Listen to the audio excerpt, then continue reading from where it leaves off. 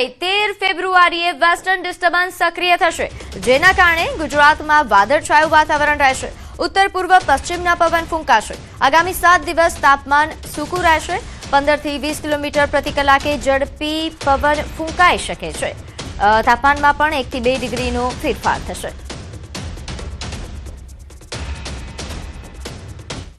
12 से लेकर 18 फरवरी तक मौसम आमतौर पर शुष्क रहने का पूर्वानुमान है और जो लघुत्तम तापमान है इसमें कोई बड़ा बदलाव नहीं रहेगा अगले 7 दिन के लिए. और जो हमारा अहमदाबाद के लिए जो पूर्वानुमान है अगले 24 घंटा तक, इसमें पार्टली क्लाउडी स्काई रहेगा और जो लघुत्तम तापमान है 19 डिग्री सेंटीग्रेड के आसपास रहने का संभावना है. और जो तटीय क्षेत्र है हमारा गुजरात की जो उत्तर और दक्षिण जो तटीय क्षेत्र है off and along Gujarat coast, इसमें पवन का जो दिशा रहेगा उत्तर से उत्तर पूर्व दिशा से पवन चलने का स्थिति है रहेगा और जो स्पीड रहेगा 15 से 20 नॉट. सबसे कम तापमान रिकॉर्ड हुआ है आज जो हुआ है वो केशोद में 14 डिग्री सेंटीग्रेड, जो सामान्य से 0.1 डिग्री सेंटीग्रेड नीचे है. तो भारे हिमवर्षा बाद जम्मू काश्मीરના ગુરેજ વિસ્તારમાં માર્ગ વ્યવસ્થા પુનઃસ્થાપિત કરવા માટે મિકેનિકલ એન્જિનિયરિંગ વિભાગે વિવિધ લિંક રોડ અને આંતરિક માર્ગોથી બરફ દૂર કરવાની કામગીરી તેજ બનાવી છે. અલગ અલગ ગામોને ફરીથી જોડવા માટે મશીનો તાત્કાલિક તૈનાત કરવામાં આવ્યા છે, જેથી લોકોની અવરજવર સરળ બની શકે અને આવશ્યક સેવાઓ સુધી પહોંચ સુનિશ્ચિત થાય. સ્થાનિક લોકોએ સમયસર હાથ ધરાયેલી આ કામગીરીને બિરદાવી છે. અને આ વચ્ચે બીઆરઓ દ્વારા 85 કિલોમીટર લાંબી ગુરેજ બાંદીપુરા મુખ્ય માર્ગની સફાઈ માટેનો અહીં સ્નો કટર મશીનો કામે લગાડવામાં આવ્યા છે. તેમજ જો હવામાન અનુકૂળ રહેશે તો માર્ગ ટૂંક સમયમાં ફરી શરૂ થવાની પણ શક્યતા છે.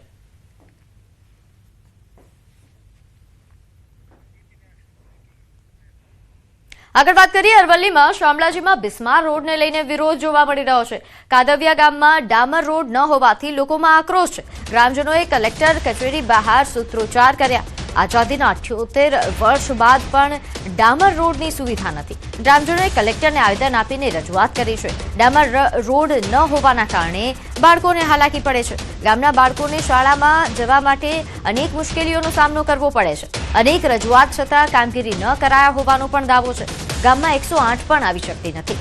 ગ્રામજનો દ્વારા આ પ્રકારની માહિતી આપવામાં આવી છે અને હાલ આ ગ્રામજનો જે રોષે ભરાયા છે તેમને ચીમકી ઉચ્ચારી છે કે 16 ફેબ્રુઆરીથી જો આ નહીં ઉકેલ આવે તો શિક્ષણના બહિષ્કારની ચીમકી ઉચ્ચારવામાં આવી છે.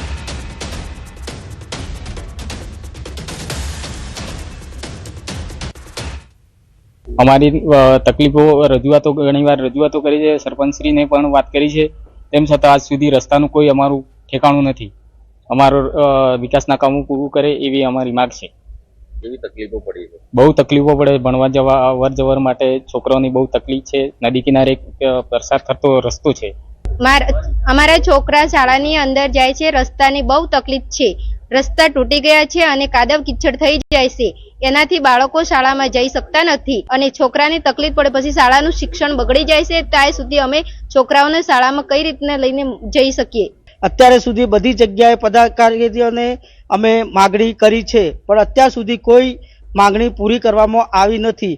અમારા નાના છોકરાઓ સ્કૂલ કોલેજના કારણ જાય છે તો રસ્તા બહુ કાચા છે અને ચોમાસામાં પાણી આવી જાય છે તો છોકરાઓ સ્કૂલમાં જઈ શકતા નથી. તો પંચમહાલના ગોધરામાં સ્કૂલ વાહન ચાલકો સામે આરટીઓ દ્વારા કાર્યવાહી કરવામાં આવી. શહેરના બામરોલી રોડ અને પરવડી ચોકડી વિસ્તારમાં ચેકિંગ હાથ ધરવામાં આવ્યું, જ્યાં નિયમોના ભંગ બદલ 14 સ્કૂલ વાહન ચાલકોને 1.5 લાખથી વધુનો દંડ ફટકાર્યો છે. સ્કૂલ વાહન ચાલકો દ્વારા મોટર વ્હીકલ એક્ટના નિયમોનો ભંગ કરવામાં આવતો હતો.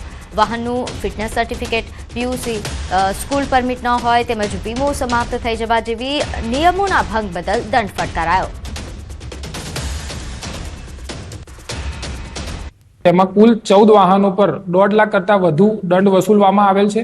વાહનોમાં ફિટનેસ, પરમિટ, ઇન્સ્યોરન્સ ના હોવું, ડ્રાઇવિંગ લાયસન્સ ના હોવું તેમજ સ્કૂલ પરમિટ ના ધરાવતા હોય તેવા વાહનો સામે કડક કાર્યવાહી હાથ ધરવામાં આવેલી છે. તો ગુજરાત વિધાનસભાના ઉપાધ્યક્ષની ચૂંટણી યોજાશે. 16 ફેબ્રુઆરીના રોજ ગૃહમાં આ ચૂંટણી યોજાશે. વિધાનસભાના નિયમો હેઠળ ચૂંટણી પ્રક્રિયા હાથ ધરાશે. 13 ફેબ્રુઆરી બપોરે 12 વાગ્યા સુધી દરખાસ્ત રજૂ થશે. અને એક સભ્ય માત્ર એક જ દરખાસ્ત કરી શકશે. કોઈ સભ્ય પોતાના નામની દરખાસ્ત નહીં કરી શકે. વિધાનસભાએ જાહેરનામું પ્રસિદ્ધ કર્યું છે.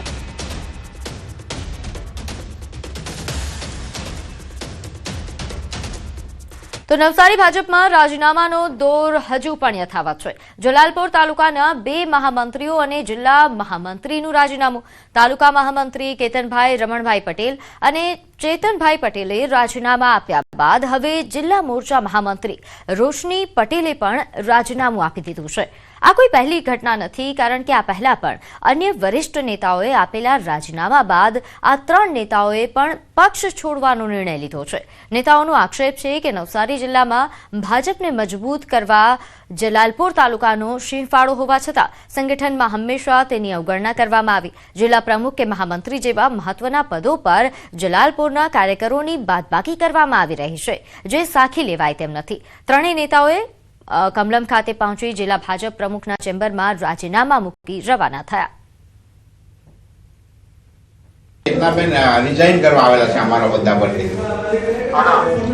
આ કાલે જે નામ જાહેર છે ને તેમાં મહામંત્રી તરીકે મને મૂક્યા ને બક્ષીભાઈમાં એમાંથી રાજીનામું આપ્યું. એમ જ તમે અત્યારે વાત કરતા અત્યારે રાજીનામું કોઈ લે જેવું કરો ને. વોટ્સઅપ હા. તો આગળ વાત કરીએ દાહોદમાં, જ્યાં સસરાએ પુત્રવધુ પર દુષ્કર્મ આચર્યું. કેફી દ્રવ્ય પીવડાવી દુષ્કર્મ આચર્યાનો આરોપ છે. દુષ્કર્મ બાદ પુત્રવધુએ આપઘાત કરવાનો પ્રયાસ કર્યો. પુત્રવધુ અહીં પહેલા માળથી જંપલાવીને આપઘાતનો તેણે પ્રયાસ કર્યો હતો. પુત્રવધુને હાલ સારવાર અર્થે હોસ્પિટલ ખસેડાઈ છે. પોલીસે આરોપીની શોધખોળ શરૂ કરી છે.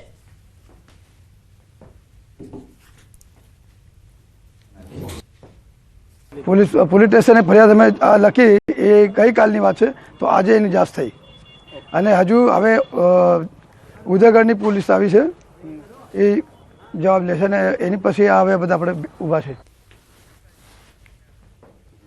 તો અમદાવાદના બોપલ પાસે વકીલ સાહેબ બ્રિજ નીચે થયેલા હત્યાના આરોપીઓ ઝડપાયા છે. પોલીસે 2 આરોપીઓને ઝડપી પાડ્યા છે. મંગળવારે રાત્રે 25 વર્ષીય શિવા કાલા સુવાની છરીના ઘા મારી તેની હત્યા કરવામાં આવી હતી. મૂળ રાજસ્થાનનો શિવા સાઉથ બોપલ વિસ્તારમાં રહેતો હતો અને મિત્રોની સાથે ટ્રાવેલ્સમાં બેઠો હતો.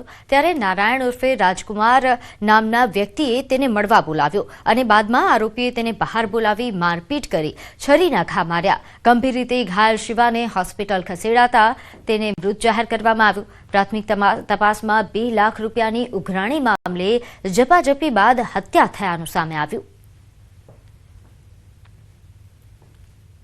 એટલે આ આરોપી સુનિલ, જયેશ અને એક કાયદાના સંઘર્ષમાં આવેલ કિશોર, એ 3 જણા ત્યાં ગયા. ત્યાં બસમાં બેઠેલો હતો. લક્ઝરી બસમાં નીચે ઉતરી અને બંને વચ્ચે બોલાચાલી થઈ, પછી મારામારી થઈ.